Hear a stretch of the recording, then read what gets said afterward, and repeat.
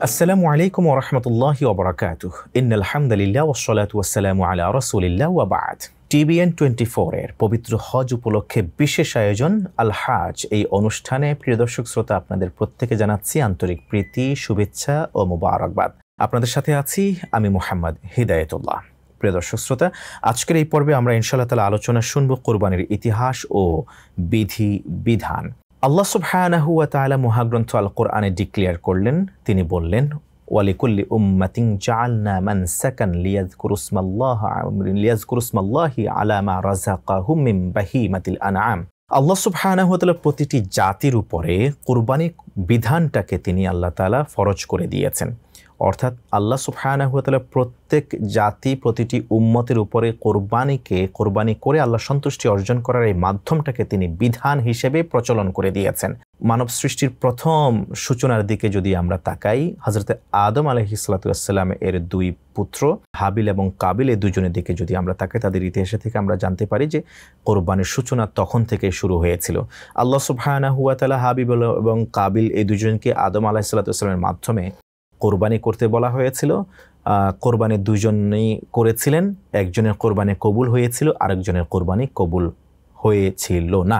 এই ঘটনাটি আল্লাহ সুবহানাহু ওয়া তাআলা মহাগ্রন্থ আল কোরআনে সুস্পষ্টভাবে তিনি তুলে ধরছেন। ওয়াতলু আলাইহিম নাবা আবনাই আদম ইয ক্বাররাবা কুরবানান ফাতুকুব্বিলা মিন আহাদিহিমা ওয়া লাম ইউতাকাব্বাল মিনাল আখার। যে আল্লাহ সুবহানাহু ওয়া তাআলা বলছেন যে ইয ক্বাররাবা কুরবানান, আদম আলাইহিস সালামের দুই পুত্র সন্তান দুজনেই কোরবানি করেছেন। ফাতুকুব্বিলা মিন আহাদিহিমা, দুজনেই কোরবানি করেছেন, কিন্তু তাদের দুজনের মধ্য থেকে একজনের কোরবানি কবুল করা হয়েছিল, আরেকজনের কোরবানি কবুল করা হয় নাই। ক্বালা লা আকতুলান্নাক, এরপরে যখন কাবিলের কোরবানি কবুল হয় নাই, আসমান থেকে আগুন এসে হাবিলের পশুকে গ্রাস করে ফেলেছে, তার মানে কোরবানি কবুল হয়ে গিয়েছে। কাবিলের কোরবানি যেহেতু কবুল হয় নাই, তখন সে উদ্ধতপূর্ণ আচরণ করলো, হাবিলকে হত্যা করবে বলে ঘোষণা করলো। ক্বালা লা আকতুলান্নাক, তখন হাবিল এক কথা জবাব দিলেন, ইন্নামা ইয়াতাকাব্বালুল্লাহু মিনাল মুত্তাকিন, আল্লাহ কেবলই তারই কোরবানি কবুল করেন যিনি মুত্তাকি, অর্থাৎ তাকওয়ার গুণে গুণান্বিত, তাকওয়ার মানে উন্নীত যিনি, তাকওয়ার চরিত্রে যিনি রঙিন করেছেন তার জীবনকে, তার চরিত্রকে, শুধুমাত্র আল্লাহ তাআলা তার কোরবানিটাই কবুল করে থাকেন, এর বাহিরে আর কারো কোরবানি কবুল করেন না। আমরা জানি সেই ইতিহাস, কোরবানি তখন থেকে শুরু হয়েছে। মজার বিষয় হলো পূর্ববর্তী যুগে কোরবানি কবুল হলো কি হলো না তা তাৎক্ষণিক বোঝা যেত। আল্লাহ সুবহানাহু ওয়া তাআলার দরবারে যদি আমরা দীর্ঘ সময় ধরে সেজদায় পড়ে থাকি, কান্নাকাটি করে রোনাজারি করি, তারপর তার শুকরিয়া আদায় করে শেষ করা যাবে না। আমরা এই ইতিহাস থেকে জানি ওই সময় পূর্বকার যুগে মানুষের কোরবানি কবুল হয়েছে কিনা চাক্ষুষ বোঝা যেত।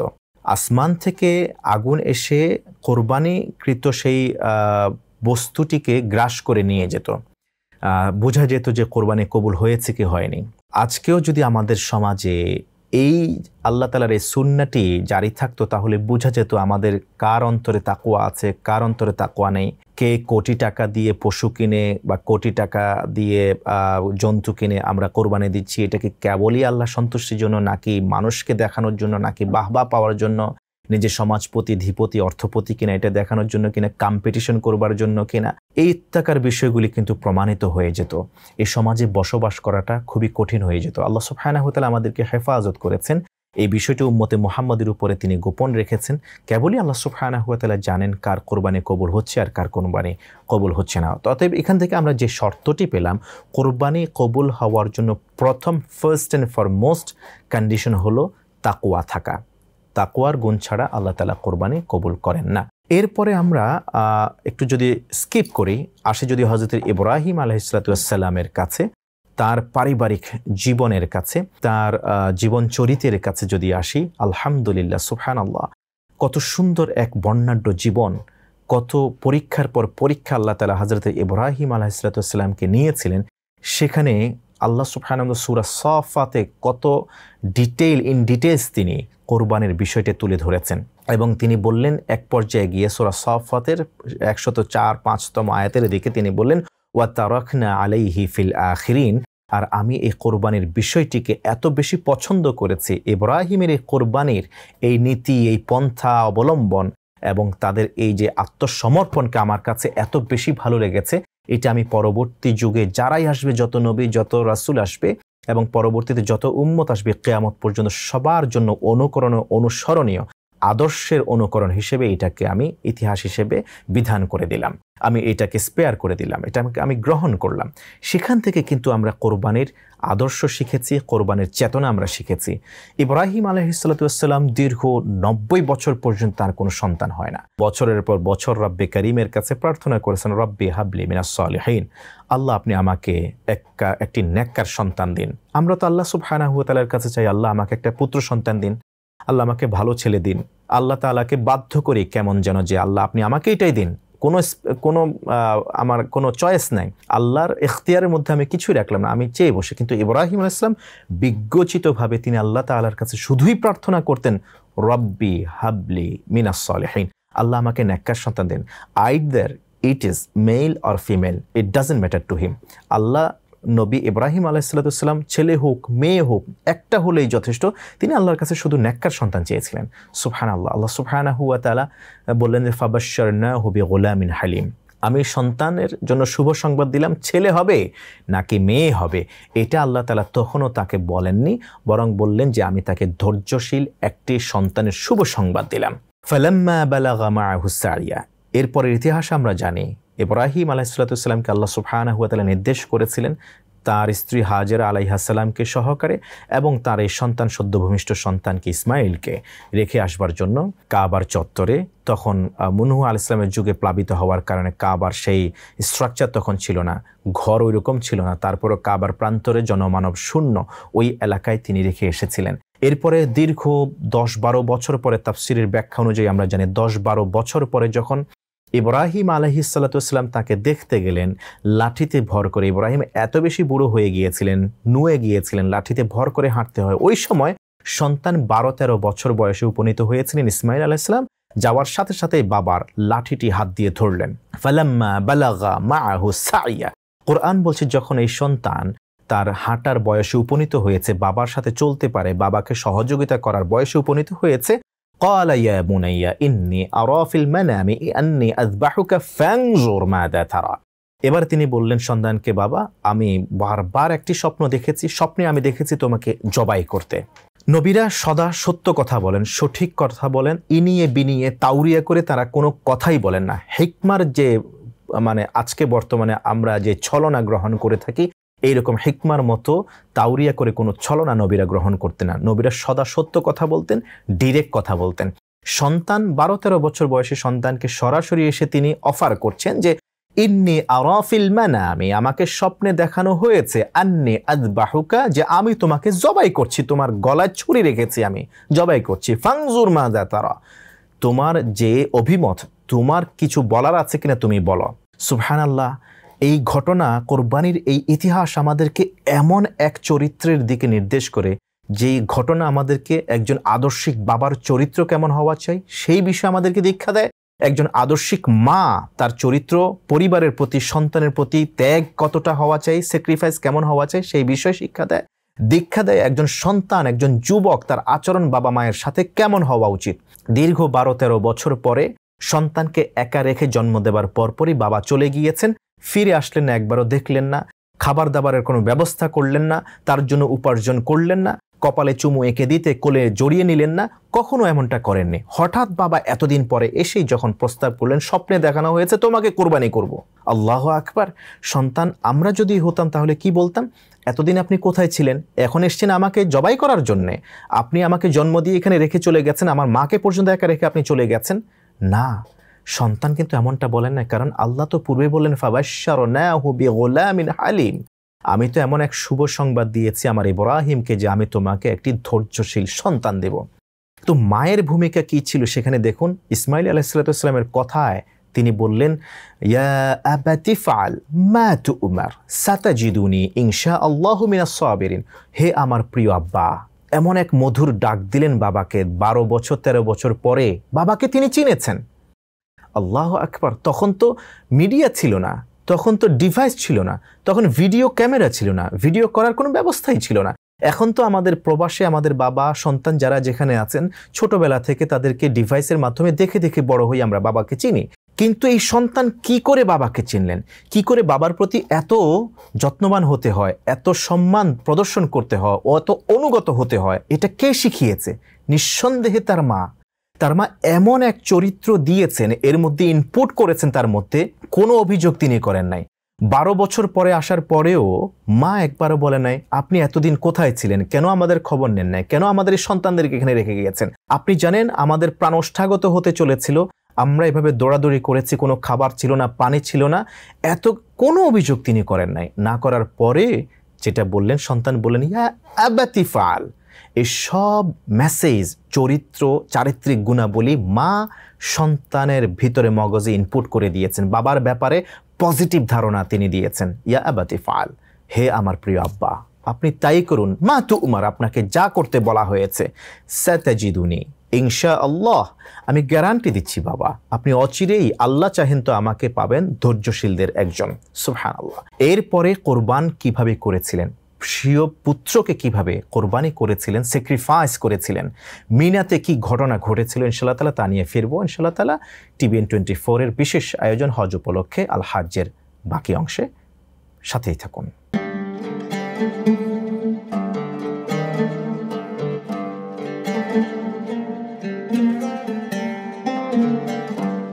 আসসালামু আলাইকুম ওয়া রাহমাতুল্লাহি ওয়া বারাকাতুহু। বিরতির পর আবারও স্বাগত। প্রিয় দর্শক শ্রোতা, আপনারা দেখছেন হজ উপলক্ষে TVN 24 এর বিশেষ আয়োজন আল হাজ। এই অনুষ্ঠানে আজকে আমরা আলোচনা করছি কোরবানের সংক্ষিপ্ত ইতিহাস এবং বিধিবিধান। ইতিহাস বলতে গিয়ে আমরা হযরত ইব্রাহিম আলাইহিসসালামের তদীয় সন্তান ইসমাইল আলাইহিসসালামকে কোরবানি দেওয়ার সেই ঘটনা আমরা সংক্ষেপে বলার চেষ্টা করছি। বাবা যখন সন্তানের কাছ থেকে তিনি প্রকৃত মেসেজ পেয়ে গেলেন, সন্তানের কাছ থেকে যখন তার পরামর্শ এবং সিদ্ধান্ত তিনি পেয়ে বসলেন, এবার দুজনে প্রকৃত মুসলমান যে কিভাবে হতে হয়, মুসলিম কিভাবে হতে হয়, সেটা তারা প্রমাণ করলেন। মুসলমান বলতে কি বোঝায়, মুসলিম বলতে কি? আমি তো মুসলমান, আমি নিজেকে মুসলিম বলে দাবি করি। যদি কেউ আমাকে প্রশ্ন করে যে হু আর ইউ, আমি বলে থাকি আই এম এ মুসলিম, আমি মুসলমান। তো মুসলমান বলতে কি, তার প্রমাণ আমরা কিভাবে দিই? প্রমাণটা এভাবে দিতে হয়, মুসলিম শব্দের অর্থ হলো আত্মসমর্পণকারী, নিজের ইচ্ছার উপরে আল্লাহর ইচ্ছাকে প্রাধান্য বা প্রায়োরিটি দেয়া, নিজের সব চাওয়া পাওয়াকে আল্লাহর পায়ের নিচে কোরবান করে দেওয়া, এটাকেই বলা হয় মুসলিমের চরিত্র বা আত্মসমর্পণ করা। আল্লাহ সুবহানাহু ওয়া তাআলা এরপরে বলছেন ফালাম্মা আসলামা ওয়া তাল্লাহু লিল জাবিন। আসলামা মানে দুজনে যখন ইসলাম করলেন, অর্থাৎ ইসলাম করা মানে হলো অনুগত হলেন, আত্মসমর্পণ করলেন। সুবহানাল্লাহ। এই ইসলাম গ্রহণ করা মানে যে তারা এখন ইসলাম গ্রহণ করেছেন বিষয়টা এমন নয়, বরং আসলামা মানে দুজনে আত্মসমর্পণ করলেন আল্লাহর ইচ্ছার সামনে। পিতা নিজের পুত্রকে কোরবানি করবেন এবং পুত্র বাবাকে এতদিন পরে পাওয়ার পরেও বাবা একটা নির্দেশ দিয়েছেন, তখনও তো তিনি নবী হন না ইসমাইল আলাইহিস সালাম, একটা শিশু সন্তান, কিশোর, তিনি কি জবাব দিবেন? তিনিও আত্মসমর্পণ করলেন, হাত বেঁধে নিলেন, চোখ বেঁধে নিলেন, পা বেঁধে নিতে ইসমাইল আলাইহিস সালাম বাবাকে বললেন কেন? যাতে করে তার দেখে মায়া না লাগে, দয়া না লাগে, যেন তিনি আল্লাহর বিধান বাস্তবায়ন করতে কালক্ষেপণ না করেন। ফালাম্মা আসলামা ওয়া তাল্লাহু লিল জাবিন, যখন পাহাড়ের উপরে সেই মিনাটা হলো ল্যান্ড অফ স্যাক্রিফাইস, যেখানে হলো সর্বস্ব বিলিয়ে দেওয়ার একটা জায়গা। সেই মিনাতে এখনো পর্যন্ত হাজিরা অবস্থান গ্রহণ করে থাকেন, সেখান থেকে সেই শিক্ষাগুলি গ্রহণ করবার জন্য সেই মিনাতে তিনি চলছেন, জামারাত পার হচ্ছেন, জামারাতের সেই জায়গাগুলি পার হচ্ছেন। পিতা পুত্র দুইজনে মিলেই হাজরা আলাইহিস সালাম তাকে সুন্দর করে সাজিয়ে দিলেন, তাকে রেডি করে দিলেন। যাওয়ার সময় ইবলিস তাদেরকে বারবার কুপ্ররোচনা দিচ্ছিলেন, বারবার 3 বার পাথর নিক্ষেপ করা হয়েছিল 7টি করে। সেটি এখনো পর্যন্ত হজের একটি বিধান হয়ে গিয়েছে, যা নিক্ষেপ করা ওয়াজিব করে দেওয়া হয়েছে, যা মারাতে পাথর নিক্ষেপ করা। হাজী সাহেবগণ এটি চর্চা করে থাকেন। এরপরে গিয়ে পাথরের উপরে কাত করে শোয়ালেন সন্তানকে, চাকু চালালেন, ধারালো চাকুটাকে ভালো করে ধার দিয়ে নিলেন। এরপরে চাকু চালালেন, কিন্তু চাকু তিনি তার মতো সজোরে চালালেন। জবাই করার পরে তাকিয়ে দেখলেন যে আসমান থেকে আল্লাহ সুবহানাহু ওয়া তাআলা একটা দুম্বা সেখানে তার জায়গায় প্রতিস্থাপন করে দিলেন।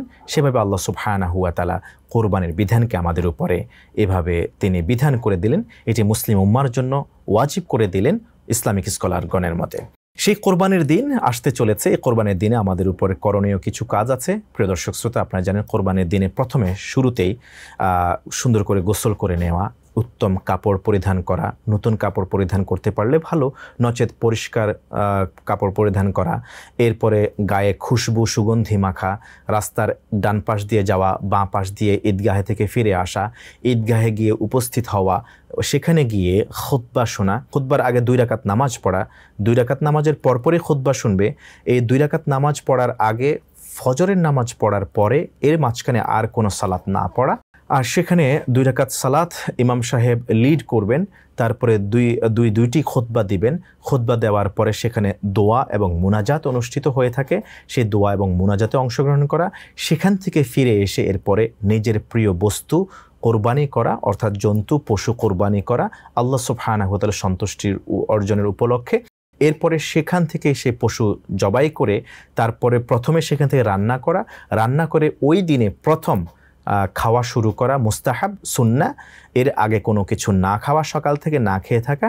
তারপরে গোশতকে মুস্তাহাব হলো 3 ভাগে ভাগ করা, 1 ভাগ নিজে খাবে, জমা করে রাখবে, অর্থাৎ ফ্রিজ আপ করতে পারবে, 1 ভাগ নিকটাত্মীয় এবং প্রতিবেশীকে দিবে, আরেক ভাগ গরিব মিসকিন অসহায় এতিমদেরকে দেবে।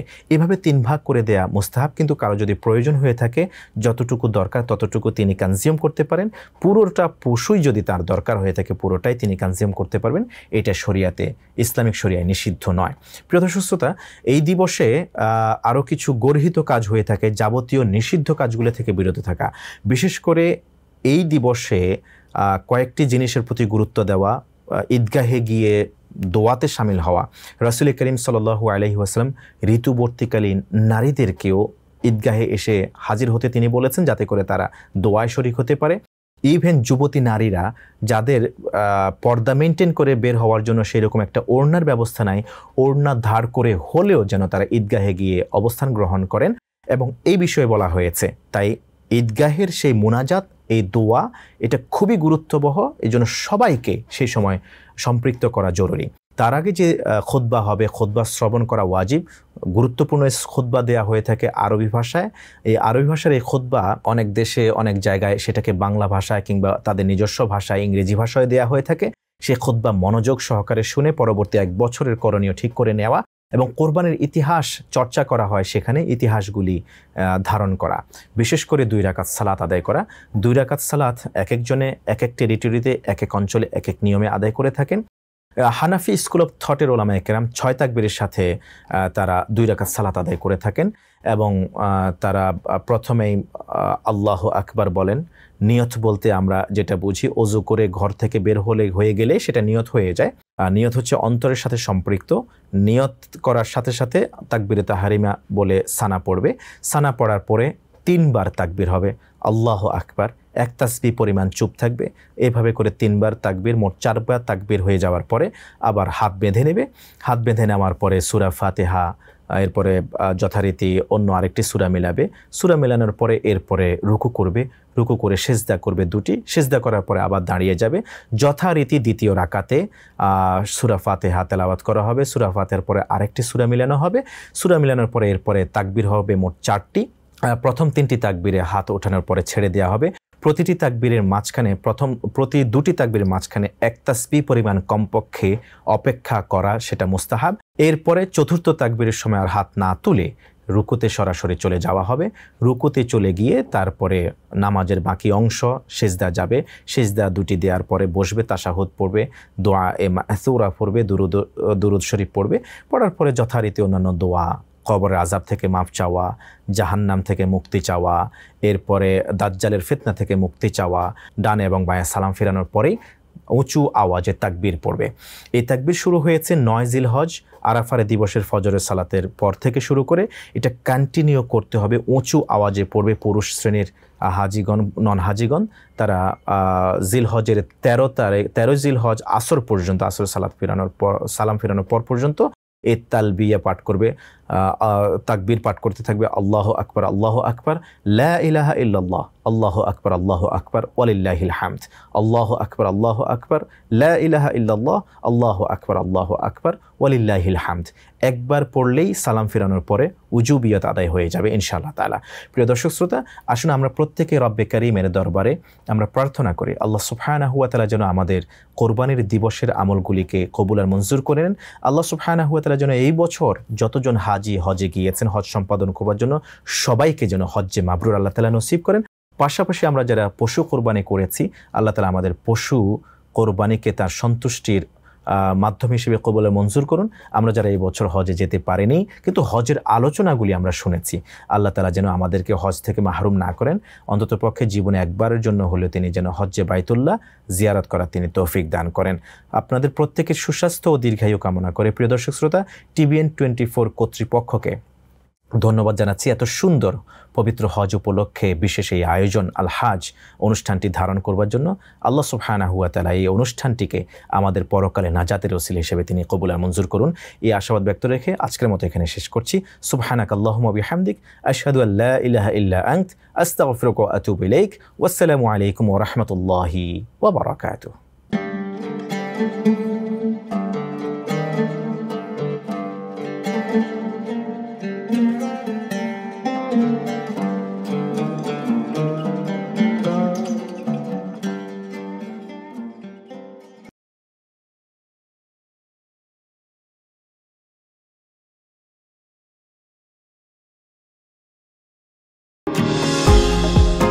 নিউ ইয়র্ক থেকে সম্প্রচারিত TVN 24 টেলিভিশন বিশ্বজুড়ে বাঙালির কণ্ঠস্বর।